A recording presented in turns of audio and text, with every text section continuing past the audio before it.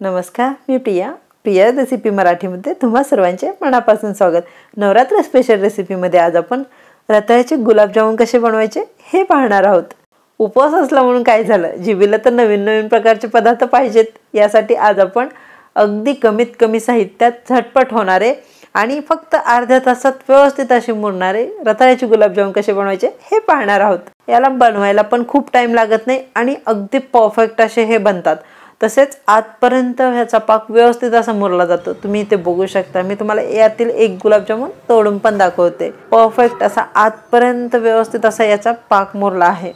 मी तुम्हाला या नवरात्रामध्ये वेगवेगळ्या प्रकारच्या रेसिपी शेअर करत आहे, त्यामुळे माझ्या व्हिडिओला एक लाईक तर झालाच पाहिजे।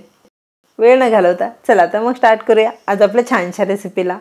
जामुन बनवण्यासाठी इथे मी 2 रताळे स्वच्छ धुवून घेतले आहेत। म्हणजे रताळ्यावरती खूप सारी माती असते, ती व्यवस्थित अशी निघून जाईपर्यंत आपल्याला रताळे धुवून घ्यायचे आहेत। आता ही रताळे मी कट करून घेत आहे। कट करून घेतल्यानंतर आपल्याला हे आता कुकरमध्ये शिजवून घ्यायचे आहेत। आणि रताळे शिजवत असताना एक गोष्ट लक्षात ठेवा, ते डायरेक्ट पाण्यामध्ये घालून नाही शिजवायचे। अशा पद्धतीने कुकरमध्ये अगोदर खाली पाणी घालून घ्यायचे आणि नंतर यावरती डिश ठेवून किंवा तुमच्याकडे जर ह्याच्या कुकरमधला टिफिन असेल त्यामध्ये हे अशा पद्धतीने रताळे ठेवून तुम्ही शिजवू शकता। आता याचे झाकण लावायचे आणि 3 ते 4 शिट्ट्या आपल्याला मीडियम हीटवर काढून घ्यायचे आहेत। रताळे मी सांगितलेल्या पद्धतीने शिजवून घ्या। आता रताळे शिजत आहे तोपर्यंत आपण पाक बनवून घेऊ।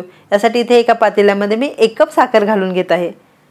ज्या कपने मी 1 कप साखर घेतली आहे त्याच कपने 1 कप पाणी घालून घ्यायचे आहे। आता हे आपल्याला व्यवस्थित असे विरघळून घ्यायचे आहे। इथे आपल्याला अगदी कडक असा पाक बनवायचा नाही, म्हणजे एकतारी नाही पाक बनवायचा। थोडासा फक्त बोट एकमेकाला चिटकेल इतपतच आपल्याला याचा पाक बनवून घ्यायचा आहे। साखर पाण्यामध्ये व्यवस्थित अशी विरघळली आहे। आता यामध्ये 2 चमचे दूध घालून घेऊ। दूध घातल्यामुळे काय होते, साखरेमधील जी काही घाण आहे ना ती वरच्या साईडला येते। आता व्हिडिओमध्ये मी तुम्हाला पुढे चालून दाखवणारच आहे। दूध घालून घेतल्यानंतर 1 ते 2 मिनिट आपल्याला हे पाणी खळखळ उकळून घ्यायचे आहे। ही टिप्स खूप इम्पॉर्टंट आहे, त्यामुळे तुम्ही ही टिप्स लक्षात ठेवा। आता इथे साधारण 2 मिनिट झालेले आहेत। तुम्ही बघू शकता की पाण्यावरती साखरेमधील पूर्णपणे जी घाण आहे ती तरंगत आहे। आता काय करायचे, एक गाळणी घ्यायची आणि त्यामध्ये हे आपल्याला गाळून घ्यायचे आहे। तुम्ही ते बघू शकता साखरेमध्ये किती घाण होती। आता ही एका डिशमध्ये पण मी तुम्हाला काढून दाखवते। इथे साधारण 10 मिनिट मी हा पाक मीडियम हीटवर शिजवून घेतला आहे। आता हा प्रॉपर बनला आहे की नाही हे चेक करू। यासाठी काय करायचं, 2 बोट आहेत ते एकमेकाला चिटकून बघायचे। ते जर फक्त एकमेकाला चिटकत असतील तर आपला पाक व्यवस्थित असा बनला आहे। आपल्याला एकतारी पाक नाही बनवायचा, फक्त एकमेकाला बोट चिटकलेच पाहिजे इतपतच बनवून घ्यायचं आहे। आता इथे माझे रताळे पण व्यवस्थित असे शिजले आहेत। याची साल काढून घेऊ। तुम्हाला जर याची साल नसेल काढायची तर काय करायचं, बारीक छिद्राची खिसणी घ्यायची आणि त्याने हे रताळे खिसून घ्यायचे। पण मला प्रॉपर जसे आपले खव्याचे गुलाबजामुन असतात तशा पद्धतीचेच बनवायचे आहेत। यासाठी इथे मी ह्याची साल काढून घेतली आहे। तुम्ही जर रताळे डायरेक्ट पाण्यामध्ये शिजवले तर त्यामध्ये भरपूर सारा पाण्याचा अंश उतरतो आणि आपले जे जामुन आहेत ते बेचवू लागतात। यासाठी मी तुम्हाला सांगितलेल्या पद्धतीनेच तुम्ही रताळे शिजवा, म्हणजे आपले जे जामुन आहेत ते अगदी रुचकर बनतील, कारण त्यामध्ये जास्त पाण्याचा अंश नाही उतरणार। इथे रताळे मी व्यवस्थित असे मॅश करून घेतलेले आहेत। आता यामध्ये मिल्क पावडर घालून घेऊ। मिल्क पावडर घालत असताना एकदमच नाही घालून घ्यायची, आपल्याला जशी पाहिजे तशी घालून घ्यायची आहे। म्हणजे याला व्यवस्थित असे बाइंडिंग जोपर्यंत येत नाही तोपर्यंत आपल्याला यामध्ये मिल्क पावडर घालून घ्यायची आहे। पण इथे मी रताळे पाण्यामध्ये न शिजवल्यामुळे इथे मिल्क पावडर जास्त लागणार नाही, कारण यामध्ये खूप कमी पाण्याचा अंश आहे त्यामुळे। आता काय करायचे, यामध्ये 1/2 चमचा आपल्याला तूप घालून घ्यायचे आहे आणि हे व्यवस्थित असे आपल्याला एकजीव करून घेऊ। हे व्यवस्थित असे एकजीव करून झाले की आता यामध्ये चिमूटभर आपल्याला बेकिंग पावडर घालून घ्यायची आहे।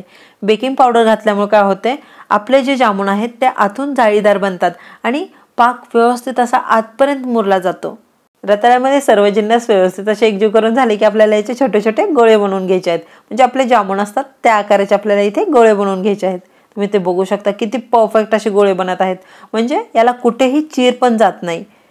यामुळे मी सांगितलेल्या पद्धतीने जर तुम्ही जामुन बनवले ते अगदी परफेक्ट बनतील। अशा पद्धतीने इथे माझे सर्व गोळे बनवून झालेले आहेत। आता हे फ्राय करून घेऊ। इथे मी जामुन तळण्यासाठी तेल गरम करून घेतले आहे। आता यामध्ये एक एक करून जामुन घालून घेऊ। जामुन तळण्यासाठी जे तेल गरम करून घ्यायचे आहे ते मध्यम गरम करून घ्यायचे आहे, कारण आपण जर खूप कडकडीत तेल गरम करले तर जामुन पटकन करपले जातील आणि जर आपण कोमट केले ना तेल तर जामून यामध्ये घातल्यानंतर ते पूर्णपणे विरघळतात, म्हणजे आपले जामून आहे ते तेलामध्ये पूर्णपणे फाटले जातात। यासाठी आपल्याला मध्यम गरम करून घ्यायचे आहे। तुम्ही असेच तेलामध्ये डायरेक्ट जामून घालायच्या अगोदर काय करा की एखादा जामून यामध्ये घालून घ्या आणि चेक करा की तेल कितपत गरम झाले आहे, नाहीतर काय होते पूर्ण जामूनची वाट लागते। यासाठी एक साधारण 3 ते 4 मिनिट झालेले आहेत। मीडियम हीटवर मी हे जामून व्यवस्थित असे फ्राय करून घेतले आहेत। तुम्ही ते बघू शकता, जामूनला कलर तर किती सुरेख आला आहे।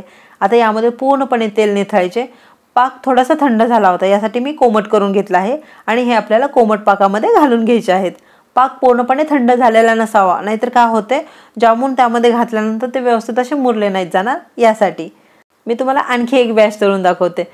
जामून तेलामध्ये घातल्या लगेच पलटायची घाई नाही करायची। एक अर्धा मिनिट हे तेलामध्ये व्यवस्थित असे तळायचे आणि नंतरच पलटून सर्व बाजूने आपल्याला तळून घ्यायचे आहेत।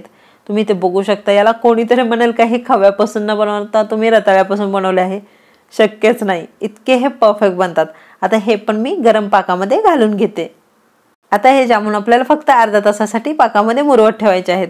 जास्त वेळ पण ठेवायची गरज नाही, फक्त अर्धा तास ठेवले तरी चालेल। अशा पद्धतीने इथे आपले उपवासाचे रताळ्यापासून बनवलेले जामून बनवून झालेले आहेत आणि यामध्ये रताळ्याची टेस्ट बिलकुल पण उतरत नाही। तुम्ही जर हे नवीन माणसाला खायला दिले तर कोणीच ओळखू शकणार नाही की हे तुम्ही रताळ्यापासून बनवलेले आहे, कारण सगळ्यांना असे वाटेल की हे नॉर्मल आपले खव्यापासूनच बनवलेले आहेत। इतके हे डिलिशियस लागतात।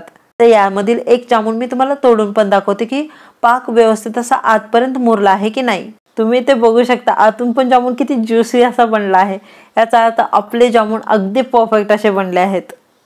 तुम्हाला ही आजची रेसिपी कशी वाटली कमेंट बॉक्समध्ये मला नक्की कळवा। माझे जर व्हिडिओ तुम्हाला आवडत असतील तर माझ्या व्हिडिओला लाईक करा, शेअर करा आणि अशाच नवनवीन रेसिपीसाठी यूट्यूबवर प्रियाज रेसिपी मराठी चॅनलला पटकन सबस्क्राईब करा। आज वेळ काढून तुम्ही माझा पूर्ण व्हिडिओ बघितल्याबद्दल तुमचे मनापासून आभार। चला तर मग भेटूया अशाच छान एक रेसिपीमध्ये। तोपर्यंत धन्यवाद।